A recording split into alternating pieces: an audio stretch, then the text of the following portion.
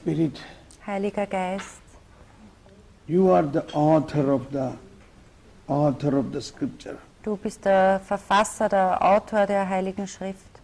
Oh, Holy Spirit, help us. Heiliger Geist, hilf uns. Oh, Holy Spirit. Heiliger Geist. Yesterday we began to talk about the four faces or four creatures, four symbols of the four Gospels. Gestern haben wir über die 4 Gesichter oder die 4 Gestalten der 4 Evangelien gesprochen. And that was already spoken by the Holy Spirit even from the time of Old Testament. In the book of Ezekiel, it was mentioned about the face of a man. Also das wurde lange Zeit vorher ausgesprochen, schon vom Heiligen Geist, und zwar durch den Propheten Ezechiel.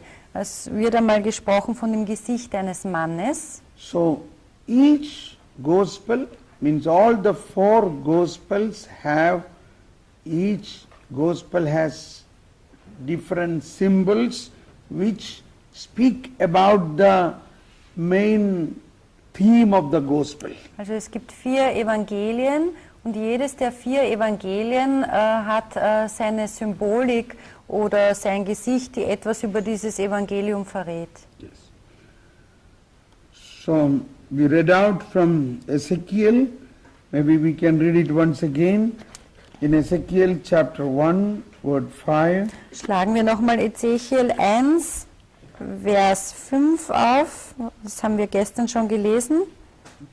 That was the face of a man. Also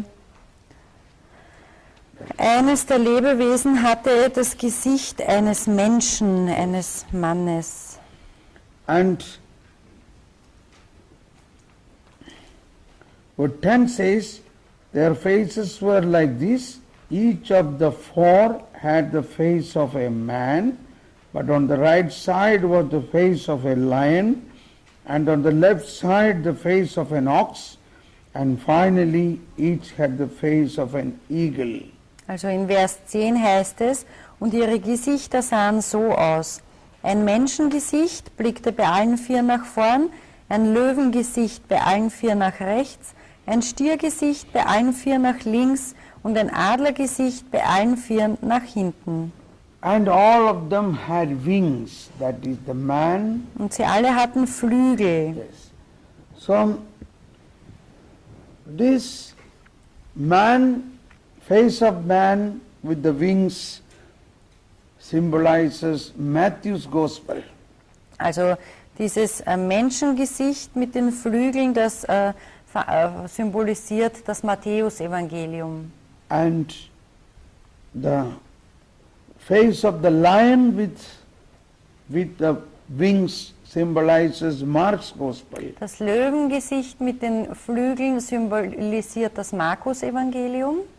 And ox with the wings symbolizes the Luke's Gospel. Das Stiergesicht mit den Flügeln symbolisiert das Lukas-Evangelium. And eagle, naturally with wings, symbolizes John's Gospel. Das Adlergesicht mit den Flügeln symbolisiert das Johannes-Evangelium. Yes, the meaning relating to the very beginning of Matthew's Gospel shows the Jesus' human nature. Der Beginn des Matthäus-Evangeliums zeigt uns auch gleich den Beginn von Jesu menschlicher Natur. Yes. So that is why before the incarnation is explained, Matthew explained the genealogy of Jesus. Also noch vor der Erklärung oder Ausführung der Menschwerdung erklärt Matthäus den Stammbaum, die Abstammung Jesu. Yes. So once again, these 4 faces, meaning I will explain once again. First is Jesus is true man. Also ich erkläre jetzt noch einmal die 4 Gesichter. Zuerst einmal das menschliche Gesicht. Jesus ist wahrer Mensch. He is true God also. Er ist auch wahrer Gott. But in the explanation of Matthew, it was mainly for the Jewish Christians. For them, it was very clear about the divine personality of Jesus. Also, They had no need of an explanation. Das Matthäus-Evangelium, wie schon gesagt, richtet sich an die jüdischen Christen und die brauchten die Gottheit Jesu jetzt nicht irgendwie nochmal besonders erklärt haben. Das war ihnen ganz klar. But they must know more about his human nature. Aber ihnen war wichtig, mehr über die menschliche Natur Jesu zu erklären. This is for us also is needed. For us Das there is no brauchen doubt auch wir. about his divine nature. Auch wir haben keinen Zweifel an seiner göttlichen Natur. So, and Mark begins his gospel speaking about his divine nature, that is, he is Son of God. Markus beginnt sein Evangelium, indem er über seine Gottheit spricht. That this is the beginning of the gospel of Jesus Christ, the Son of God. Anfang des Evangeliums von Jesus Christus, dem Sohn Gottes. So when we think about the harmony of gospels, we see Matthew's first sentence of Matthew's gospel is the book of genealogy of Jesus Christ, the son of David, the son of Abraham. Also wenn wir über die Harmonie der Evangelien sprechen, dann haben wir zuerst das Matthäus-Evangelium, das beginnt mit dem Satz Stammbaum Jesu Christi, des Sohnes Davids, des Sohnes Abrahams. Whereas Mark begins with the beginning of the gospel of Jesus Christ, Son of God. Aber Markus beginnt sein Evangelium mit Anfang des Evangeliums von Jesus Christus, dem Sohn Gottes. Now, this is combined in Luke's genealogy. Und dies wird vereint in Lukas, In Luke's gospel, the in Lukas genealogy, Evangelium oder Stammbaum, Abstammung. in Luke's gospel, the genealogy is written not before the incarnation, but after the baptism. Und in Lukas Evangelium wird auf den Stammbaum Jesu erst nach der Taufe Jesu verwiesen, nicht schon vor seiner Geburt. So that itself shows a big important aspect about the Luke expressed the priestly nature of this Jesus, the priest. Und Lukas arbeitet diesen priesterlichen oder hohepriesterlichen Aspekt Jesu heraus. And Luke expressed a genealogy in an ascending order, beginning from Jesus. Und Lukas, der zeigt diesen Stammbaum auf in einer aufsteigenden Ordnung. Whereas Matthew gives a genealogy with a descending order from Abraham to Jesus. Aber Matthäus zeigt diesen Stammbaum herabsteigend, also von Adam beginnend bis zu Jesus. No. Matthew, not from Abraham, not from Adam. Von Abraham, Entschuldigung, nicht von Adam, von Abraham. So Mark once again is the lion Markus hat das Löwengesicht, that shows the kingly nature, das zeigt die königliche Natur Jesu. as lion is the king of the animals. Der Löwe ist ja der König der Tiere. And at the same time, lion sleeps with the open eyes, representing the resurrected power of Jesus. Der Löwe schläft ja auch mit offenen Augen und dies stellt die Auferstehungskraft Jesu Christi dar. Yes. I think in Germany we have during Easter time the rabbit In Deutschland haben wir ja während der österlichen Zeit den a Osterhasen. rabbit cake, made a cake of the symbol of rabbit. Rabbit also sleeps with the eyes open. Auch der Hase schläft mit offenem Auge. Yes. And Luke, symbolic of Luke is the ox, which is symbolic of the service. Jesus has come not to be served but to serve. Lukas wird symbolisiert durch dieses Stiergesicht, denn Jesus ist ja nicht gekommen, um sich dienen zu lassen, sondern um zu dienen. And bull, power. Und auch diese Bullenkraft. Yes, he is full of power. Jesus ist voller Power. And ready to take the burden of the Und sin. er ist auch bull bereit, dieses Joch der Sünde auf sich zu nehmen. is ready to take. He is ready to take the. And eagle is the contemplative power coming from above. Der Adler symbolisiert diese kontemplative Kraft von oben. So the first three Gospels are more of active, whereas John's Gospel is a contemplative. Also die ersten 3 Evangelien sind mehr die Evangelien der Tat oder der Handlung, während das Johannes-Evangelium mehr kontemplativ ausgerichtet ist. Yes.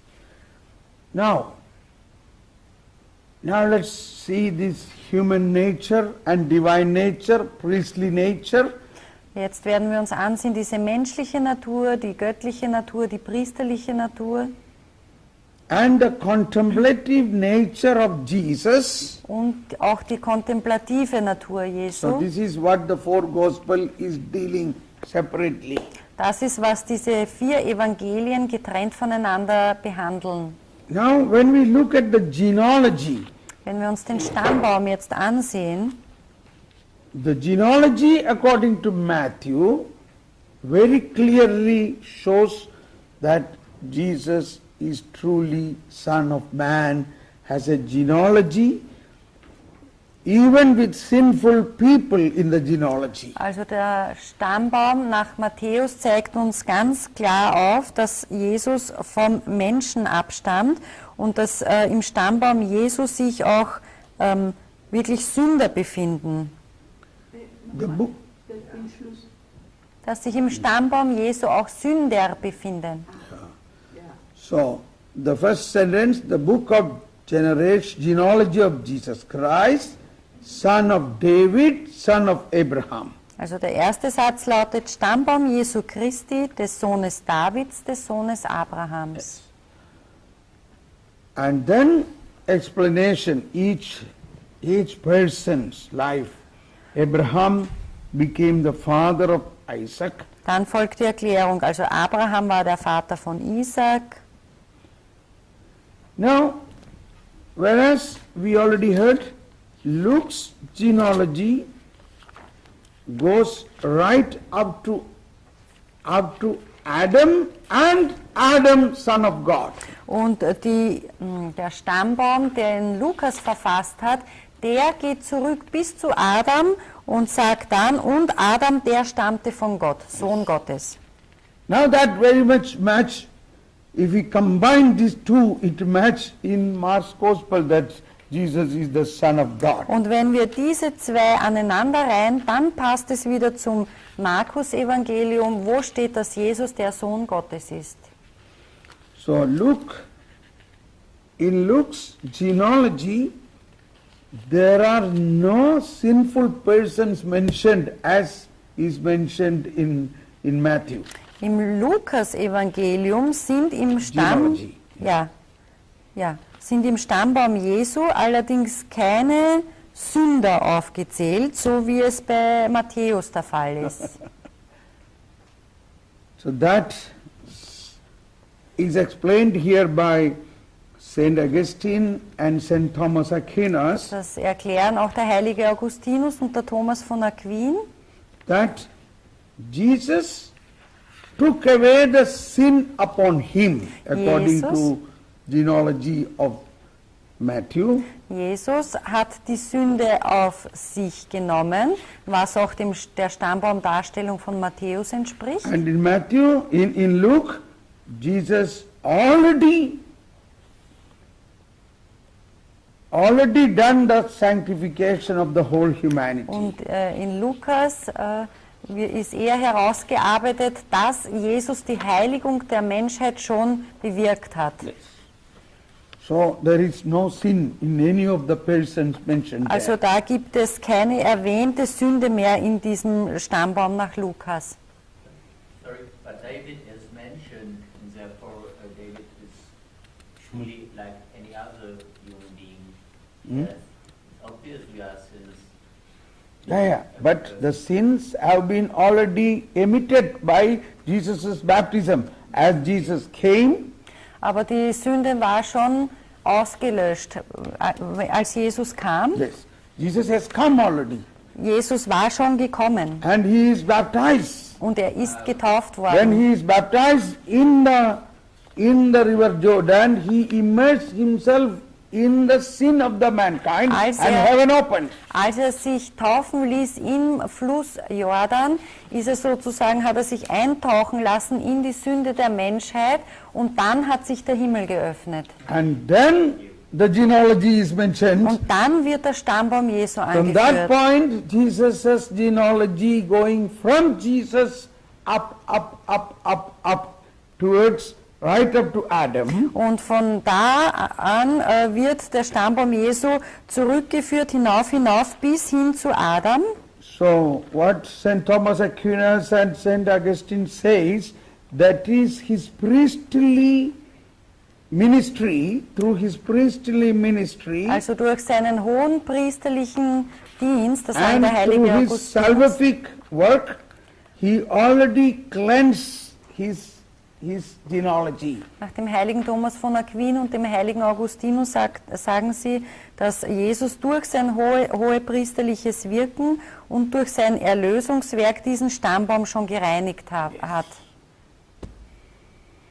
Whereas before, in Matthew's Gospel, Aber im Matthäusevangelium, the genealogy is shown before Jesus is born. da wird uns der Stammbaum vor Jesu Geburt gezeigt. There, Jesus has come to take the sin of the mankind. Da kam Jesus, um die Sünde der Menschheit auf sich zu nehmen. So the reality of the situation. Also da haben wir noch diese Realität, diese Fakten der The Situation. reality is, all the people in that genealogy are sinners. Und die Realität ist, dass alle in diesem Stammbaum Sünder waren. So that shows the... Who's Matthew? Yeah. Matthew's Gospel Yeah. begins with genealogy. So we can see like Abraham and Judah became the father of Perez and Sarah, whose mother was Tamar. Verse 3. Zum Beispiel in Matthäus 1,3 heißt es, Judah war der Vater von Peres und Serach, ihre Mutter war Tamar. So Tamar was not the wife of Judah. Aber Tamar war nicht die Frau Judas. Tamar was a daughter-in-law of Judah. Tamar war eine Daughter-in-law. Schwiegertochter Judas. Judah. And when Judah's first son, elder son, died, Tamar became a widow. Und als der erste Sohn Judas sozusagen gestorben ist, ist die Schwiegertochter natürlich eine Witwe geworden. But Judah should have married her with his second son, but he did not do that. Judah hätte dann diese Schwiegertochter mit seinem zweiten Sohn verheiraten sollen, aber das hat er nicht getan. Judah sent her home. Judah hat sie nach Hause geschickt, That weggeschickt. is a big shame for a woman to be away from her husband's home. Und das war eine große Schande für eine Frau, dass sie weggeschickt wird aus dem Haus ihres Mannes. And also she desired to have a child. Und sie hat auch beschlossen, dass sie ein Kind bekommen möchte. She disguised like a prostitute and sat at the roadside when Judah was going on that way for shearing the sheep. Und sie hat sich dann sozusagen wie eine Prostituierte selbst dargestellt und hat sich auf den Weg gesetzt, an dem dann dieser Judah entlang kam. And Judah got involved in her that night and slept with her. Und Judah hat mit ihr geschlafen in jener Nacht. And Judah and Tamar asked him, "What will you give me?" Und Tamar fragte ihn, was wirst du mir jetzt dafür geben? He said, I will give you one full lamb, Und er sagte, ich gebe dir ein ganzes Lamm, but tomorrow. aber morgen. She said, that is not possible. You have to give me now something. Sie sagte, das ist nicht möglich, du musst mir jetzt gleich etwas geben. Then Judah kept his ring and his staff with her. Und Judah hat ihr so seinen Siegelring und seinen Stab überlassen And told her, tomorrow when my servant bring that lamb, you should give back this. also quasi als Einsatz. Und er hat gesagt, wenn mein Diener dir morgen das Lamm bringt, dann gibst du mir den Ring und den Stab zurück. Next day when Judah sent this man with the lamb, Am nächsten Tag hat Judah seinen Diener mit dem Lamm losgeschickt. the village people say, here is no prostitute in this village. Und dann sagten die Dorfbewohner ihm, hier gibt es keine Prostituierte im Dorf. So he came back. Und der Diener kam zurück. And after a few months, Judah came to know his widowed daughter-in-law is pregnant. Und nach einigen Monaten erfuhr dann Judah, dass seine Schwiegertochter schwanger war. He got angry. Und er wurde wütend. He sent men to kill her. Und er sandte Männer aus, damit sie töten. Because that's a big thing, big sin. Weil das war ja eine große Sünde. And this Tamar said, wait a minute, you give this ring and the staff to your boss, Und Judah, die- and Tamar sagte diesen Männern, die gekommen waren, um sie zu töten, wartet einmal, ich habe da einen Siegelring und einen Stab, bringt ihn bitte eurem Herrn zurück. when Judah saw that, he realized, oh, this is his own child. Und als Judah das sah, diesen Stab und den Ring, da realisierte er, das ist mein Kind. And Judah accepted her and brought to his home. Und Judah hat sie angenommen, zu sich genommen, And she gave birth to Perez and Sarah. und so gebar sie Peres und Sarah. Now Serach. here, for each of these persons speak much about mystery about the New Testament. Und hier werden viele Geheimnisse des Neuen Testaments angesprochen. We have to go more in Abraham, Isaac and Jacob. Also wir haben da Abraham, Isaac und Jakob. We jumped into Tamar Da to hier- express that in genealogy of Jesus there were many sinners. Jetzt sind wir zu Tamar gesprungen, um euch eben aufzuzeigen, dass da viele Sünder im Stammbaum Jesu waren. That is to mention that he has come to take away the sin born from the sinners. Und dies wird so aufgezeigt, weil Jesus ja gekommen ist, um die Sünde der Menschheit hinwegzunehmen, aber er stammt eben von Sündern ab. And also that express the true human nature. What is the true human nature? Und es erklärt auch die wahre Menschheit Jesu. Was ist denn das wahre Menschsein? True human nature is a nature of flesh and sin. Die wahre menschliche Natur ist eine Natur des Fleisches und der Sünde. Yeah. And Perez and Sarah's represent also carnal and spiritual nature. Und Peres und Serach symbolisieren ebenfalls, also sowohl die fleischliche als auch die spirituelle Natur. Why two persons' name is written in the genealogy? Warum werden im Stammbaum zwei Namen erwähnt? In fact, the genealogy continues from Sarah. Denn der Stammbaum geht ja bei Serach weiter. No, Perez, bei Peres weiter. Perez. But Judah became the father of Perez and Sarah. Aber hier wird extra erwähnt, Judah wurde der Vater von Peres und Serach. So Perez and Sarah, both names are written there. Also warum beide Namen sind hier erwähnt? So, like that, when we continue, we will see also Rahab. Rahab was a prostitute. Auch wenn Solomon, the father of Boaz, whose mother was Rahab. Wenn wir weiterlesen, in Vers 5 steht, Salmon war der Vater von Boas, dessen Mutter war Rahab. Und Rahab war eine Prostituierte.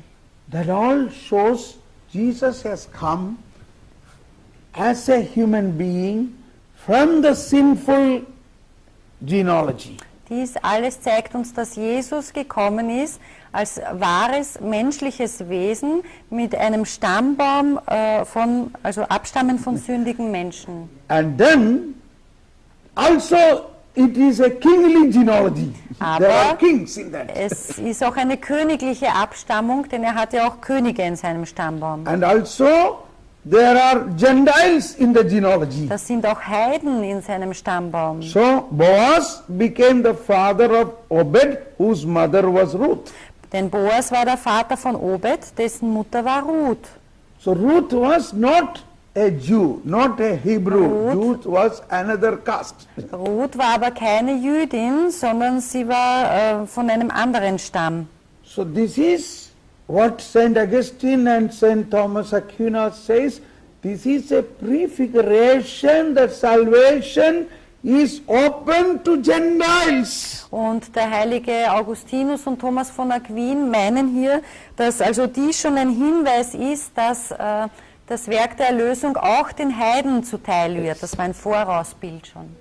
So from here we can see this salvation which has come through Jesus Also Christ wir sehen, dass diese Erlösung, die von Jesus Christus is already ausgeht, planned to people like Tamar and people like Rahab and people like Ruth. war schon damals vorgesehen für Leute wie Tamar, wie Rahab und wie Ruth. Normally in Jewish custom, no woman's name is mentioned in the genealogy. Normalerweise werden in den jüdischen Stammbäumen nicht die Namen von Frauen erwähnt. So in Luke's Gospel, no woman's name is mentioned. Deshalb ist auch im Lukas-Evangelium in seinem Stammbaum kein weiblicher Name erwähnt. But Matthew mentioned this because this is the fact of the sinful situation of the Aber genealogy. Matthäus erwähnt es, weil es eben eine Tatsache ist, dieser sündigen Abstammung. Now, from this situation of Gentile Ruth comes the grandfather of David, that is Jesse, and father of Jesse. Also That is von, Obed became the father of Jesse. Jesse the father of David the king. also letztlich stammt von dieser Heidin, von dieser Ruth, auch Isai, das ist der Vater des Königs David ab. So in spite of David is the anointed king directly by God, he is not from a kingly family. Also obwohl David der von Gott gesalbte, eingesetzte König war, er hatte nicht diese königliche Abstammung. His grandfather was his grandmother was Ruth, a Gentile. Seine Großmutter war Ruth, eine Heidin.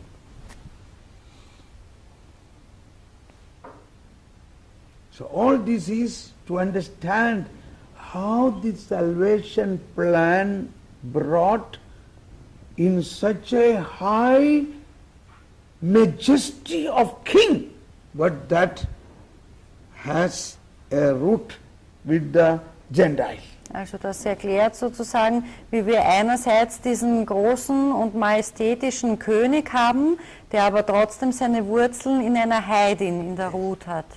Ruth is a very important fact in this genealogy, that it is the way that Gentiles have an equal right in Jesus. Also die Ruth hat hier wirklich eine sehr wichtige Bedeutung, denn sie zeigt auf, dass auch die Heiden eine bedeutsame Rolle einnehmen im Stammbaum Right. Jesu. They have Ein Recht sogar.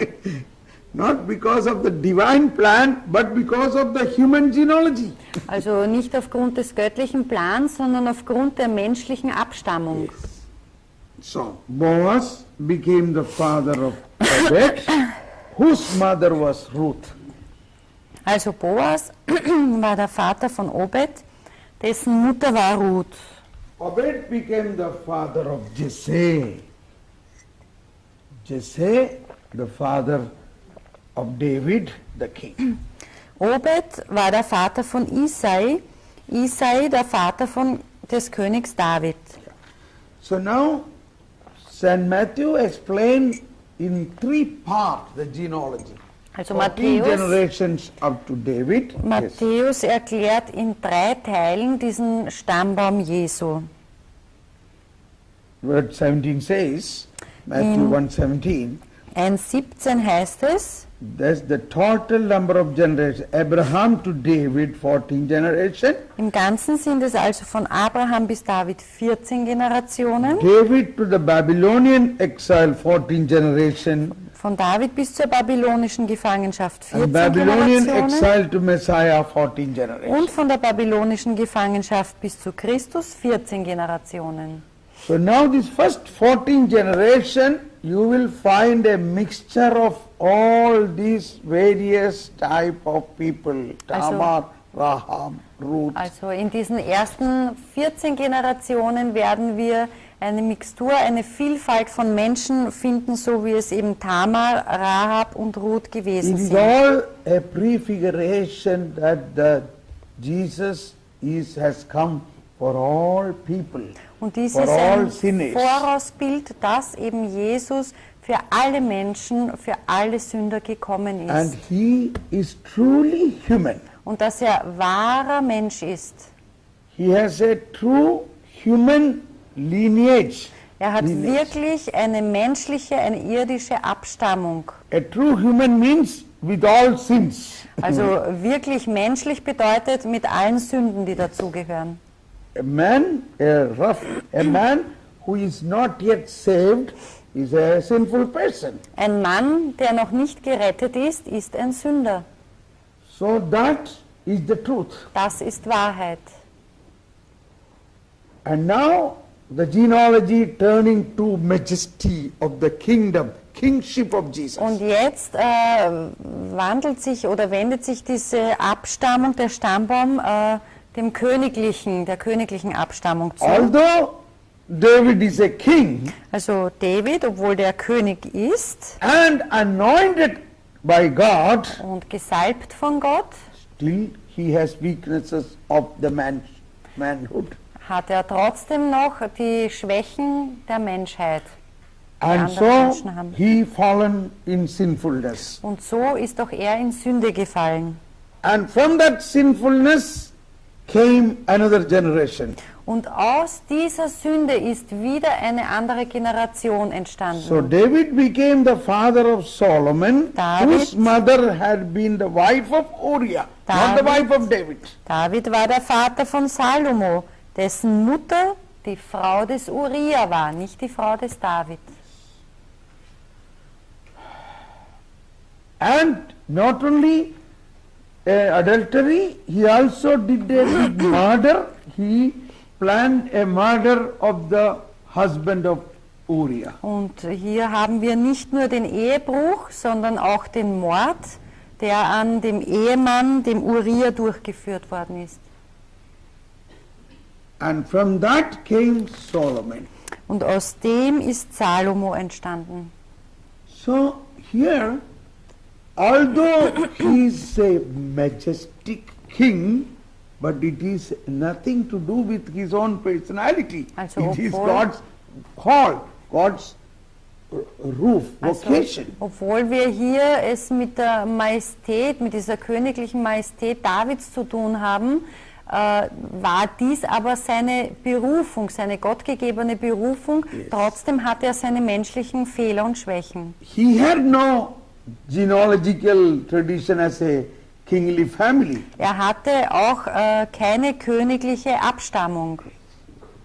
This is very important for us to recognize. It is not our human genealogy important, it is God's power is important. Das ist sehr wichtig, dass wir hier erkennen, nicht unsere menschliche Abstammung ist von Bedeutung, sondern die Kraft Gottes. God made this man a king who was born, his grandparent was Gentile. Gott hat diesen Mann zum König eingesetzt, der von Heiden abstammt. So today, Christianity is Catholic, means it is for all. Die Christenheit ist heute katholisch, das bedeutet für alle. Because it was planned from the base genealogy itself in that way. Denn sie war so wie der Stammbaum auf diese Weise auch geplant.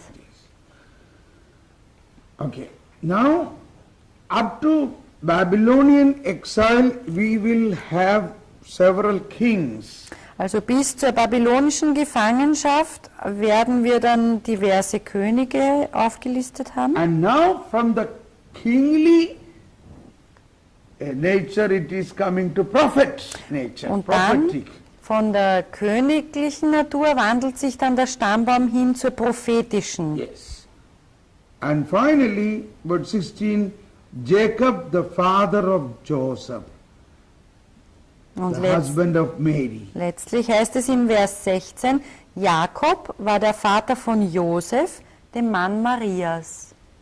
Now here again you will find a difference in Luke's genealogy. Many of these are different, but Und- that has reasons. Auch da wieder werden wir Unterschiede zum Stammbaum von Lukas finden, aber das hat seine Berechtigung. In Luke chapter 3, In Lukas 3, genealogy of Jesus, im Stammbaum Jesu, 23 and 24. heißt es in Vers 23 und When 24. Jesus began his ministry, he was about 30 years age. He was the son as thought of Joseph, the son of Heli. Jesus war etwa 30 Jahre alt, als er zum ersten Mal öffentlich auftrat. Man hielt ihn für den Sohn Josefs. Die Vorfahren Josefs waren Eli. Whereas Matthew says Joseph's father was Jacob. Und bei Matthäus heißt es, Josefs Vater war Jakob. Jacob, the father of Joseph, Matthew verse 1:16, whereas here Luke 3:24-23 says he was the son of Heli. Also in Matthäus 1,16 heißt es, dass Jakob der Vater von Josef war, und in Lukas 3,23 heißt es, die Vorfahren Josefs waren Eli. Yeah.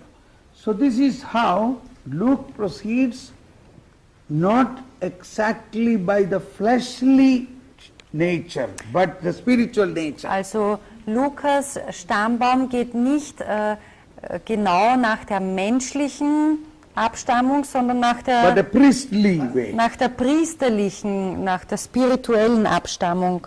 Yeah, now wait a minute. Warte ein bisschen. Now Jacob and Heli were brothers. Denn Jakob Jacob. Yeah, correct. Jacob and Heli Then- were brothers, Denn Jakob und Eli waren Brüder. children of Mathan. Das waren die Kinder der Mathan. Mathan. Now in Matthew Mathan, chapter yeah, 1, 15, Mathan, Yeah. the father of Jacob. And what is Luke says? Heli, Mathan von Jakob. Mathan war der Vater von Jakob. and Mathat, the son of Mathat. In Heli, the son of Mathat. Luke. Heli is also son of Mathat. Ja, also der Eli war ebenfalls der Sohn von diesem Mathat. Einmal steht Mathat, einmal steht Mathan. Matthew says Joseph is the son of Jacob. Matthäus sagt, dass Josef der Sohn Jakobs ist. Luke says Joseph is the son of Heli. Lukas sagt, dass Josef der Sohn Elis ist. But both are right Aber beides stimmt. because Joseph in a fleshly way Denn fleischlich stammte der Josef dem Jakob ab. But after Jacob died, Aber nachdem Jakob gestorben war, heiratete seine Mutter noch einmal, und zwar den Eli. Heli. So, now finally, Joseph became the son of Heli because Und Heli deswegen, married. und deswegen stimmt es, dass Josef der Sohn des Eli gewesen war, weil seine Mutter den Eli geheiratet hat nach dem Tod des Vaters Jakob. Right. Understand? This is called harmony, of course. Das nennt man eben diese Harmonie der Evangelien. Yes. Elizabeth, this verstanden? Yeah. You understand? A man, Jacob, son was Joseph. Jakobs Sohn war Josef. So, Jacob has a wife, that is Joseph's mother. Also die Mutter die Frau Now vom imagine, I think her name was Jesso. Maybe it's not true, but Jesso is the name of Joseph's mother. Also irgendwie Jesso, ich weiß nicht, wie das auf Deutsch heißt. Jesso. Das war Jesso, sagen wir, das war jetzt der Name von dieser Mutter Josefs. So, Jacob has a child in Jesso, whose name was Joseph. Jakob hatte eben ein Kind mit dieser Jesso, und das war der Josef. But after some time, Jacob died. Aber nach einer gewissen Zeit stirbt der Jakob. Now, Jesso with the child Joseph is Jesso? existing. Jesso, diese Witwe Jesso, die diesen kleinen Josef hat, die existiert ja weiter. According to the custom, Jesso can marry the brother of Jacob. Und gemäß den jüdischen Gebräuchen hat diese Witwe den Bruder vom Jakob geheiratet. Even cousin brother or real Ja? brother. Wurscht jetzt ob Cousin oder wirklicher Bruder. So Heli married Jesso. Also der Eli, der Bruder oder Cousin vom Jakob, hat dann die Jesso geheiratet. So when, wait, complete. Yes, she understood. Ja, she understood. When Heli married Jesso, Als Eli die Jesso geheiratet hat, naturally her son become legally the son of Heli. also ist Josef rechtlich und geistig der Sohn vom Eli geworden.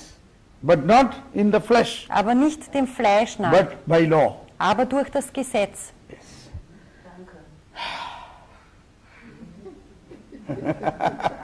So this is why. Yeah. Aber warum sagen wir nicht einfach, dass im Lukas-Evangelium die Ahnenreihe Jesu in die Richtung Abraham aufgebaut wird und im Matthäus-Evangelium wird die Ahnenreihe von Abraham bis Jesus aufgebaut? Er hat es ja schon gesagt, das hat er am Anfang Ja, gesagt. das ist doch die Erklärung. Yeah. Because in Matthäus it is this descending line, Yes. and this in from Lucas, Ja. yeah.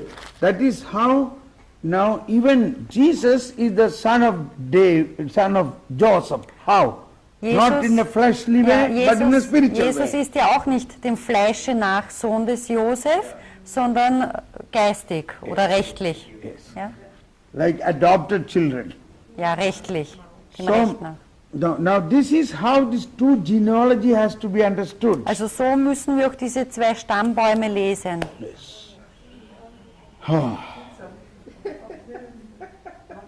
But now we understand there are many things we don't understand. Also jetzt haben wir verstanden, dass da viele Dinge sind, die wir nicht verstehen, ja?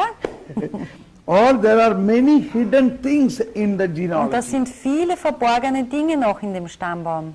We will slowly learn more and more. Wir werden mehr darüber lernen So that langsam. is all from Catena Aurea, Das ist alles aus Catena Aurea, the golden chain. die goldene Kette. See, and do not consider this genealogy a small thing to hear, for truly it is a marvelous thing that God should descend to be born of a woman and to have his ancestors David and Abraham. Das ist Chrysostomus. Yeah, Und Chrysostomus. der heilige Chrysostomus hat auch gesagt, wir sollen diesen Familienstammbaum Jesu nicht als irgendeine kleine Sache verachten oder ansehen, weil es ist wirklich eine ganz großartige Sache, weil Gott hat sozusagen entschieden, von einer Frau geboren zu werden und Nachkommen und als seine Nachkommen David und Abraham zu haben. Now I will in the next session I will go a little more detail referring from these teachings. In der nächsten Stunde werden wir da tiefer reingehen und auf diese Lehren Bezug nehmen. Let us now close our eyes and thank God Beten, schließen wir die Augen und danken wir Gott, that Jesus was truly from the genealogy of human beings with sinfulness, dass Jesus wirklich also diesen menschlichen Stammbaum hat mit seiner Sündenbeladenheit. he born from a sinful generation Geboren aus einer sündigen Generation and took their sin upon him und er hat ihre Sünden auf ihn genommen, auf and sich redeemed them genommen all. und hat sie alle erlöst.